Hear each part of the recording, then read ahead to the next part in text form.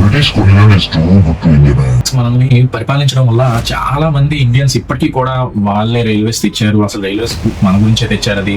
And education system చాలా మార్చేశారు. అసలు రిలీజియస్ బేస్ లేకుండా చేశారు. అసలు క్యాస్ట్ సిస్టమ్ లేకుండా వాళ్ళ దాంట్లో ఉంటుంది. అండ్ జెండర్ బేస్ అయితే ఈక్వాలిటీగా చూశారు. అండ్ హెల్త్ కేర్ కానీ లేకపోతే సిస్టమ్ కానీ మొత్తం అంతా వాళ్ళే క్రియేట్ చేశారు అని ఇప్పటికీ ఇండియన్స్ నమ్ముతారు. అసలు హిస్టరీలో అసలు ఏం జరిగిందో మనం తెలుసుకుందాం. ఆ చరిత్రను వాళ్ళు మార్చి హిస్టరీని ఎలా చూపెట్టారో ఇప్పుడు మీకు నేను చెప్తాను.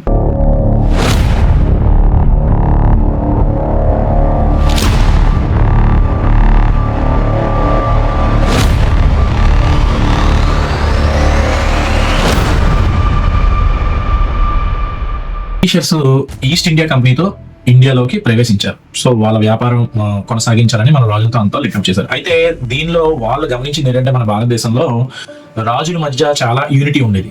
అండ్ అప్పుడు రాజులు ప్రజల్ని చాలా బాగా చూసుకునేవారు. ఇండియాలో స్మాల్ ఇండస్ట్రీస్ ఎక్కువ ఉండేవి. అందులో ప్రత్యేకించి ఇండియాలో ఎడ్యుకేషన్ సిస్టమ్ అనేది టాప్ లెవెల్లో ఉంది. అండ్ ఇక్కడ రిలీజియన్స్ కూడా చాలా కలిసి ఉండేవారు. అండ్ ఎవరైతే ఇన్ని స్టేట్స్ లో ఇంత చక్కగా ఉంది అని చెప్పి ఒక ఇన్ఫర్మేషన్ అనేది అక్కడ ఉన్న గవర్నమెంట్ కి వెళ్ళింది. సో దాన్ని వీళ్ళు ఏం చేయాలనేది ఆలోచించి వాళ్ళ పాలసీ ఎలా ప్రవేశపెట్టారో ఇప్పుడు మీకు చెప్తాను. ఫస్ట్ వాళ్ళు డివైడ్ అండ్ రూల్ పాలసీని ప్రవేశపెట్టి స్టేట్స్ మధ్య, స్టేట్ లో ఉన్న రాజ్యాల మధ్య గొడవలు పెట్టడం స్టార్ట్ చేశారు. దీని వల్ల రాజుల మధ్య గుడ్ రిలేషన్షిప్ అనేవి చాలా వరకు తెగిపోయాయి. ఎలాంటి వ్యత్యాసం చూపెట్టేవారంటే అన్నదమ్ముల మధ్య గొడవలు అనమాట. స్టేట్స్ మధ్య గొడవలు అంటే తమ్ముడు ఉన్నాడు అనుకోండి, తమ్ముడిని అని చూడు అనికి అంత వాల్యూ ఇస్తున్న ప్రజలు నీకు ఆ వాల్యూ వద్దా అని చెప్పడంతో తమ్ముడికి కొద్దిగా ఈగో వస్తుంది. తమ్ముడికి ఈగో వచ్చి అన్ని మీద యుద్ధం చేస్తారు. ఆ యుద్ధం చేసిన నేను మీకు హెల్ప్ చేస్తానని చెప్పి, కాకపోతే మీరు గెలిస్తున్నట్టయితే మేము చెప్పిన రూల్స్ కూడా పాటిస్తే చాలు అన్న విధంగా చెప్పేవారు. స్మాల్ ఇండస్ట్రీస్ ని, ఈ క్యాస్ట్ వాళ్ళని ఎలా విడగొట్టాలనే ఉద్దేశంతో ఫస్ట్ వాళ్ళకి వాళ్ళే అంటే ఫర్ ఎగ్జాంపుల్ ఒక ఆర్ట్ వర్కర్ ని అండ్ ఒక ఫార్మర్ ని, ఫార్మింగ్ చేస్తే వాడు భోజనం చేస్తాడంట, సో వాళ్ళే గొప్ప అంట కదా, మీరు తక్కువ అంట కదా అని చెప్పి వాళ్ళ మధ్య పెట్టి ఈ స్మాల్ ఇండస్ట్రీస్ ఏవైతే ఉన్నాయో వాటిని కూడా విచ్ఛిన్నం చేశారు. అసలు భారతదేశం ముస్లింలు, హిందువులు కలిపి ఎంత యూనిటీగా ఉండాలంటే యూనిటీని చూసి చాలా మంది ఈర్ష్యపడేవారు అనమాట అన్ని దేశాలు. సో విడగొట్టాలి అనే ఉద్దేశంతో వీళ్ళు ఏం చేశారంటే వాళ్ళే ఈ కంట్రీకి లీడర్స్ అట కదా, మీరు కాదంట కదా, అసలు మీకు దీంట్లో అసలు ఏ రూపాయి రాదట కదా, వాళ్ళే మీరు వాళ్ళు ఉండాలంటే కదా అని చెప్పి ఏదైతే ఈ రిలీజియస్ వైలెన్స్ అనేది వాళ్ళు స్టార్ట్ చేశారు. అది ఎంతవరకు వెళ్ళిందంటే ఆఖరికి మన స్వతంత్రం గురించి పోరాడుతున్నప్పుడు ముస్లింస్ అందరూ మనతో ఉండి గెలిచిన తర్వాత మాకు ప్రత్యేకమైన దేశం కావాలి అన్నంత రేంజ్ కి పట్టుకెళ్ళిపోయారు. సో అక్కడ తాగిందా పార్టీస్ ఆఫ్ ఇండియాలో అయితే చాలా వరకు మత ఘర్షణ జరిగి కొన్ని లక్షల మంది చనిపోయేలా చేసింది. అండ్ మన భారతదేశంలో ఒకప్పుడు ఎవరైనా అంటే అబ్బాయి అవనివ్వండి, అమ్మాయి అవని, ఎవరికైనా ఈక్వల్ జెండర్ ఉండేది అనమాట. సో వీళ్ళు ఏం చేశారంటే ఆడవాళ్ళని ఎప్పుడు తక్కువగానే చూడాలి, మగవాళ్ళంటేనే మనం పవర్ఫుల్ గా ఉండాలి, ఆడవాళ్ళని ఇప్పుడు ఎక్కడైనా ఉంచాలి అన్న విధంగా జెండర్ ఈక్వాలిటీలో కూడా చాలా వేరియేషన్స్ తెచ్చి ఆడవాళ్ళకి మగవాళ్ళకి చిన్న కాంపిటీషన్ లా పెట్టి వాళ్ళు ఇబ్బందులు పడేలా చేసి కూడా చేశారు. 1750కు ముందు మన భారతదేశం గాని, చైనా గాని ప్రపంచంలోనే అత్యంత సంపన్నుల దేశం.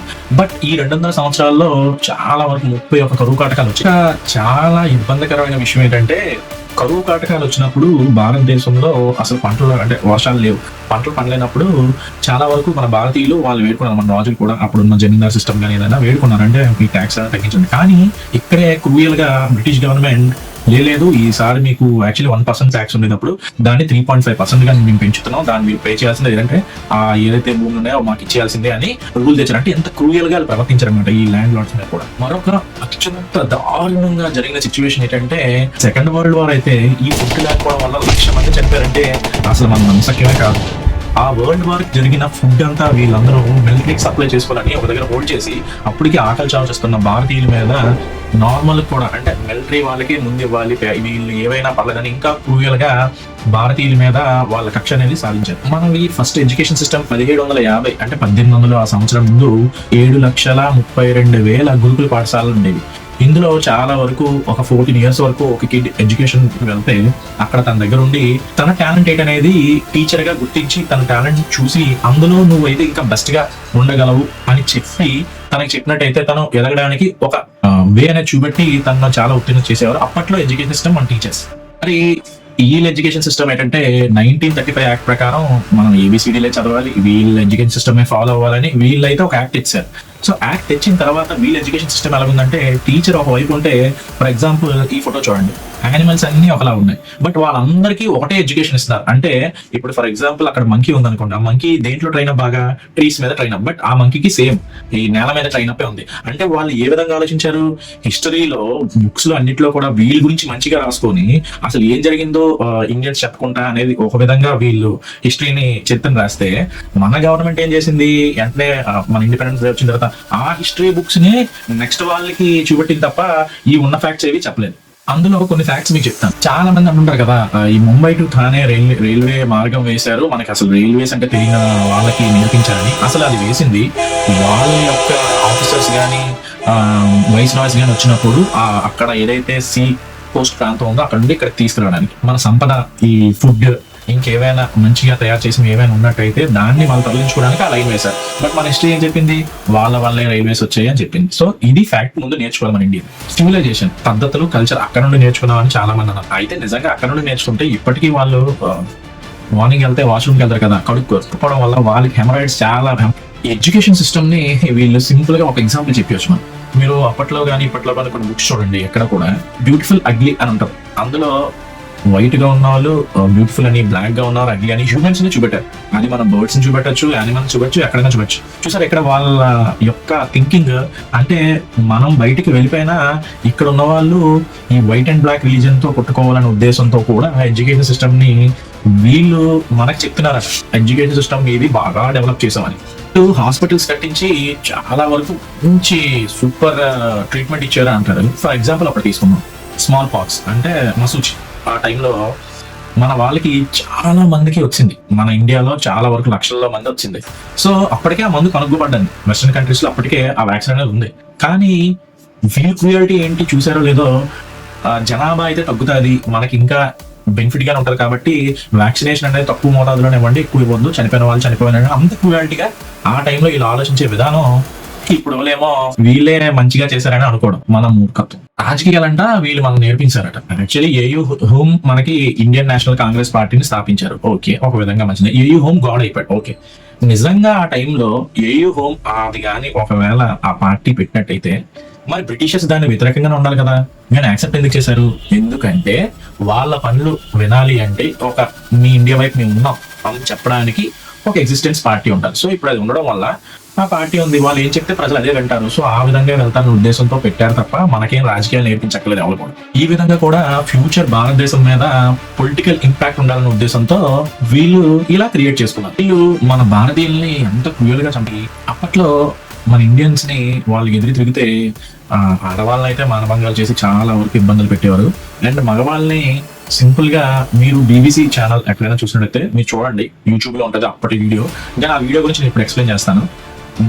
మన ఈ భారతీయులు తప్పు చేస్తే కెనన్ అంటే ఈ బాంబులో పేలుస్తారు, కెనన్ కి కట్టేసి ఆ రాని వచ్చి ఓకే కెనన్ ని బ్లాస్ట్ చేయండి అంటే బ్లాస్ట్ చేశారు. అంటే మంచి పీసులు అయిపోయి అంత క్రూయల్ గా మన భారతీయుల్ని హింసించి చంపేవాళ్ళు. ఆల్మోస్ట్ 200 సంవత్సరాలు బ్రిటిష్ పరిపాలనలో మన భారతీయులు వాళ్ళు ఆన్ అన్ యావరేజ్ అప్పుడున్న రికార్డ్స్ ప్రకారం 60 మిలియన్స్ నుండి 165 మిలియన్ల మధ్య జనాల్ని చంపుంటారని ఒక అంచనా. వాళ్ళ క్రుయాలిటీకి ఒక ఎగ్జాంపుల్ ఏం లేదండి, జలియన్ వాలా బాగ్ ని చూస్తే స్టోరీ గురించి తెలిసినట్టయితే సింపుల్ గా మన భారతీయులందరూ మీటింగ్ పెట్టుకున్నారు, వాళ్ళకు వాళ్ళు నిర్దేశించుకొని చెప్పుకున్నప్పుడు అక్కడికి బ్రిటిషర్స్ వచ్చి హ్యాపీగా చక్కగా ఓపెన్ ఫైర్ చేశారు.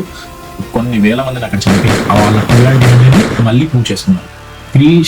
ఈ బ్రిటిషర్స్ మరొక బిగ్గెస్ట్ క్రుయాలిటీ ఎక్కడ చూపెట్టారంటే మత మార్పుడు. సో గోవాలో ఫస్ట్ చూసినట్టయితే అక్కడ ఒక రూల్ అనేది పెట్టి, మీరు కానీ మా మతంలోకి రాకపోతే సో అక్కడ మేము మీ భూమిని స్వాధీనపరుచుకుంటాం, మీ ఫ్యామిలీ మెంబర్స్ మీద కేసులు అనేది బుక్ చేస్తాం. యాక్ట్స్ అనేవి చాలా వరకు పటిష్టంగా పెట్టి మత మార్పులు చేసి ఇక్కడ ఉన్న భూములు కూడా స్వాధీనం చేసుకుంటాం. ఎడ్యుకేషన్ సిస్టమ్ నిజంగా వాళ్ళు మార్చినట్టయితే 1935 యాక్ట్ వచ్చినట్టయితే మరి ప్రెసెంట్ గురుకుల పాఠశాలలు 4200 ఎందుకున్నాయి, మద్రాసాలు 3 లక్షలు దాటి ఎందుకున్నాయి, అండ్ మిషనరీస్ 1,00,000 దాటి ఎందుకున్నాయి? మీరందరూ ఆలోచించాల్సిన పాయింట్ ఇది.